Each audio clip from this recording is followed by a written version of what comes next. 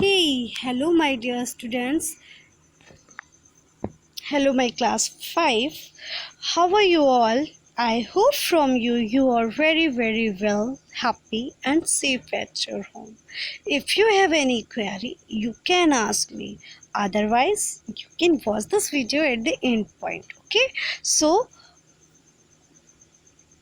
if you have any query, first you visit on your group, WhatsApp group, and ask your query. Then you have to watch this full video at the end of moment.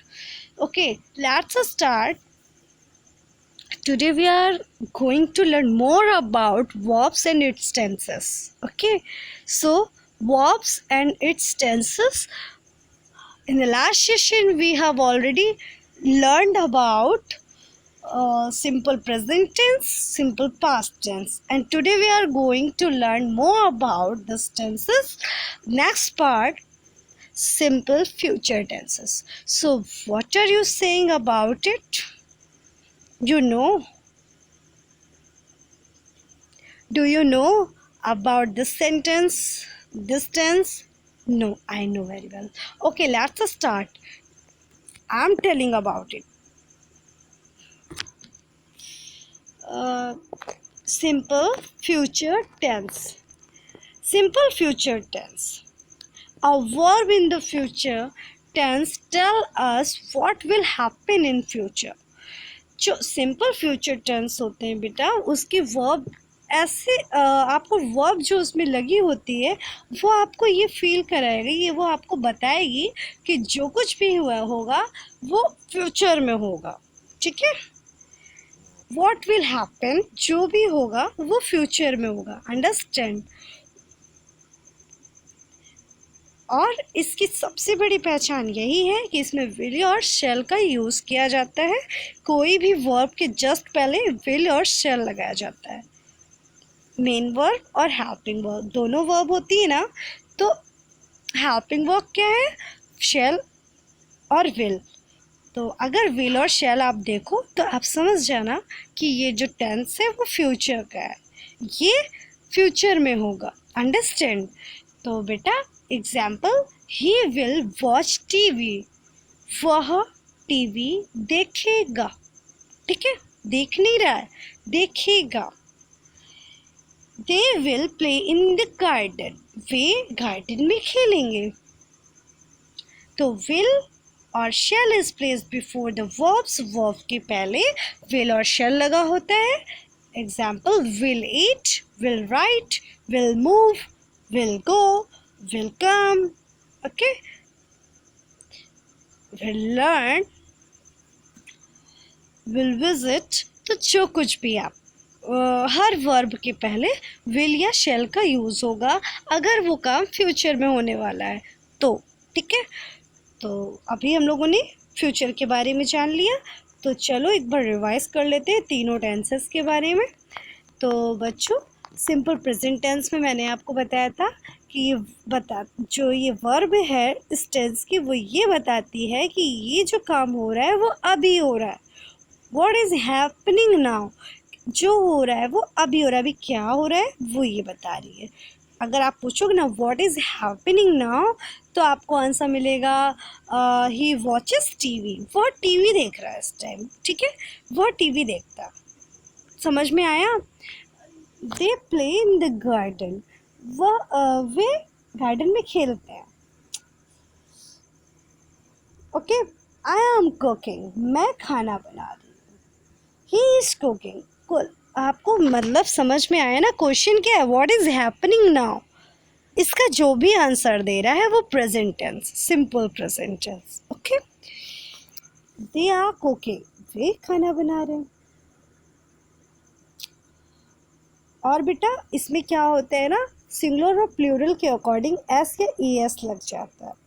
अगर singular है तो E S add हो जाएगा verb में, और अगर plural है तो कोई भी आपको ई एस या एस ऐड करने की रिक्वायरमेंट नहीं होगी.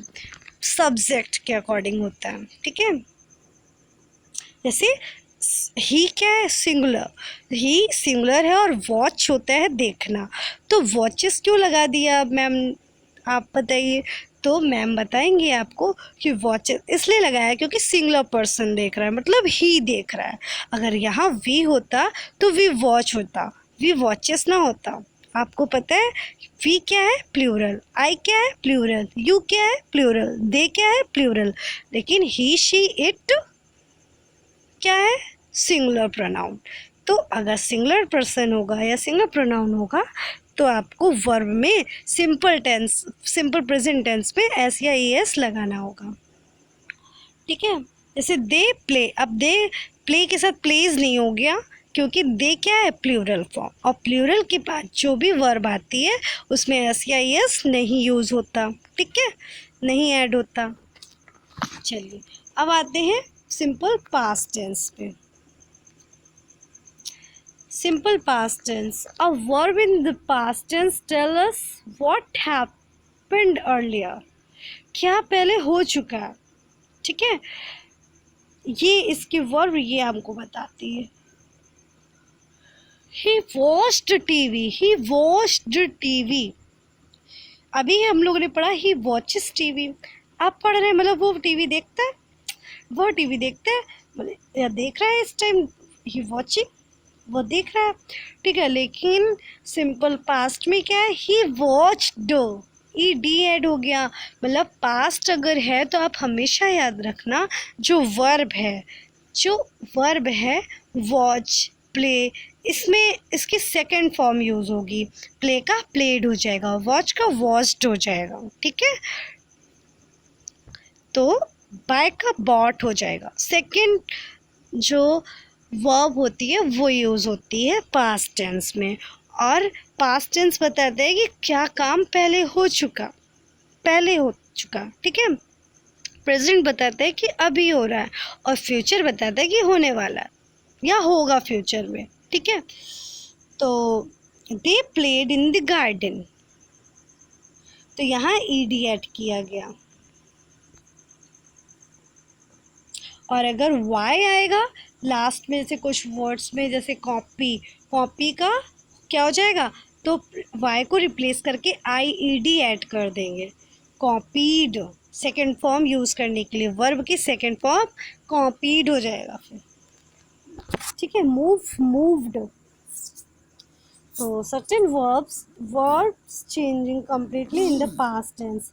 कुछ ऐसे वर्ब होते हैं जो कम्प्लीटली पास्ट टेंस में चेंज हो जाते हैं, बिल्कुल चेंज हो जाते हैं, उसकी मीनिंग ही जो स्पेलिंग होती है वो सेम रहती ही नहीं है, बिल्कुल अलग हो जाती है। जैसे ईट, ई ए टी, इसमें हमने ई डी तो ऐड नहीं किया, इसका ईट का जस्ट सेकेंड फॉर्म क्या हो गया, ate, A T E, match ही नहीं हो रही स्पेलिंग ना, लेकिन बेटा सेकेंड फॉर्म ही यूज़ होती है, उसकी स्पेलिंग मैच हो या ना हो। ठीक है, तो ये आपका हो गया पास्ट, और फ्यूचर अभी हमने सीखा है। तो आज के होमवर्क में आपको एक्टिविटी नंबर 1 करनी होगी, जिसमें fill in the blanks in the passage with the simple present tense of the given verb in the bracket. जो यहाँ पर ब्रैकेट में वर्ब दी हुई है ना, ठीक है, तो उसको यूज़ करते हुए आपको सिंपल प्रेजेंट टेंस में इनको चेंज करना है, और अप्रोप्रिएट जो वर्ब होगी वो आपको लिखनी है, और इसके बाद इसको सिंपल टेंस में पूरा पैरा करना है। जो भी ये है इसके ब्लैंक्स फिल करने हैं अकॉर्डिंग टू वर्ब। तो बेटा जैसे इसका पहला है I dash be 8 years old, तो बी एक particular, be is a primary verb in the simple present tense, it is converted into am is are। तो जो be होता है वो प्राइमरी वर्ब होता है, और be कन्वर्ट होता है किसमें, am I, am is are. तो बेटा मैंने बताया था आपको लास्ट टाइम कि इस किसके साथ लगता है, सिंगुलर पर्सन के साथ, जैसे it is, he is, she is, या किसी एक का नाम।